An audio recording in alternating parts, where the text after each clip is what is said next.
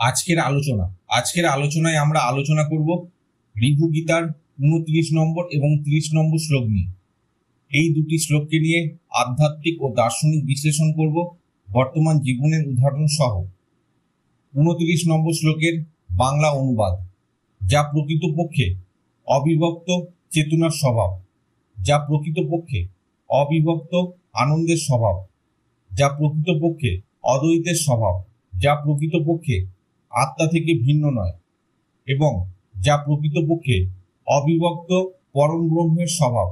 আমি এই দৃঢ় বিশ্বাসে, সেই আনন্দে সদা অবস্থান করো, যার নিজের স্বরূপেই। আধ্যাত্মিক ব্যাখ্যা: এই শ্লোক আমাদের নির্দেশ করছে যে চূড়ান্ত বাস্তবতা বা পরব্রহ্ম হল অস্তিত্ব, চেতনা ও আনন্দের এক অবিভক্ত স্বরূপ। আত্মা থেকে এটি আলাদা নয়। যখন আমরা আত্মার সঙ্গে নিজের অভিজ্ঞতাকে মিলিত করি এবং দৃঢ়ভাবে বিশ্বাস করি আমি তখন চিরন্তন অমর আনন্দের অভিজ্ঞতা হয়। এটি এক ধরনের একীভূত আত্মজ্ঞান, যেখানে বিভাজন ও ভিন্নতার কোনো অবশিষ্ট থাকে না। দার্শনিক ব্যাখ্যা: অবিভক্ততা, সব বিভাজন, বৈষম্য এবং দ্বৈততা কেবল মনো ইন্দ্রিয়ের সৃষ্টি। পৃথক চেতনা, আনন্দ ও অস্তিত্ব এক। আত্মা ও ব্রহ্মের অভিন্নতা: যে জ্ঞান আমাদের আত্মা ও ব্রহ্মকে আলাদা ভাবতে দেয় তা ভ্রান্ত। বাস্তব চেতনা উপলব্ধি করলে বোঝা যায় সবই এক। সর্বশেষ আনন্দ: একবার এটি উপলব্ধি করলে আর জন্ম মৃত্যু, যন্ত্রণা বা ভোগ বিলাসে আবদ্ধ থাকা হয় না।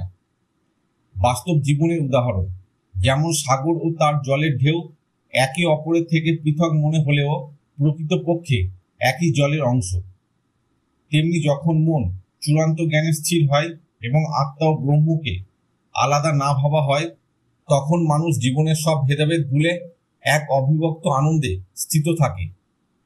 30 নম্বর শ্লোকের বাংলা অনুবাদ: যা প্রকৃতপক্ষে আমি এবং তুমি, যা প্রকৃতপক্ষে সকলেই, যা প্রকৃতপক্ষে সবকিছুর ভিত্তি, যা প্রকৃতপক্ষে এক ও অন্য কোনো অবশিষ্ট ছাড়া, যা প্রকৃতপক্ষে সর্বদা পবিত্রতা এবং যা প্রকৃতপক্ষে অবিভক্ত, পূর্ণ এবং পরিপূর্ণ, সেই আমি এই বিশ্বাসে, সেই আনন্দে সদা অবস্থান করো, যার নিজের স্বরূপেই। আধ্যাত্মিক ব্যাখ্যা: এই শ্লোক আমাদের শেখায় যে চূড়ান্ত বাস্তবতা বা পরব্রহ্ম কেবল আমাদের স্ব অস্তিত্ব নয়, বরং সকল জীবের মূলে অবস্থিত। আত্মা এবং প্রকৃতি সকল সত্তা মূলত একই পরম সত্যের প্রকাশ। যখন আমরা আমি এই দৃঢ় বিশ্বাসে স্থিত হই, তখন ব্যক্তিগত ভেদাভেদ, অহংকার ও বিভাজন মুছে যায় এবং আমরা এক অবিভক্ত আনন্দের মধ্যে আবদ্ধ থাকি। দার্শনিক ব্যাখ্যা: একতা ও অবিভক্ততা, ব্যক্তি, অন্যরা, প্রকৃতি সবকিছুই একই পরম বাস্তবতার অংশ। সর্বোচ্চ পবিত্রতা: যখন নিজের অস্তিত্বকে অন্যের সঙ্গে আলাদা ভাবা হয় না, তখন আত্মার প্রকৃত পবিত্রতা প্রকাশ পায়। পূর্ণতা ও সম্পূর্ণতা: আলাদা কিছু নেই, সবকিছুই এক। আত্মজ্ঞান অর্জিত হলে জীবনে কোনো অভাব ও বিচ্ছিন্নতার অনুভূতি থাকে না। বাস্তব জীবনের উদাহরণ: যেমন সূর্যের একক আলো সমগ্র পৃথিবীতে ছড়িয়ে পড়ে, প্রতিটি অংশ আলাদা নয়, তেমনি আমাদের আত্মা ও অন্যদের আত্মাও একই পরম সত্যের অংশ।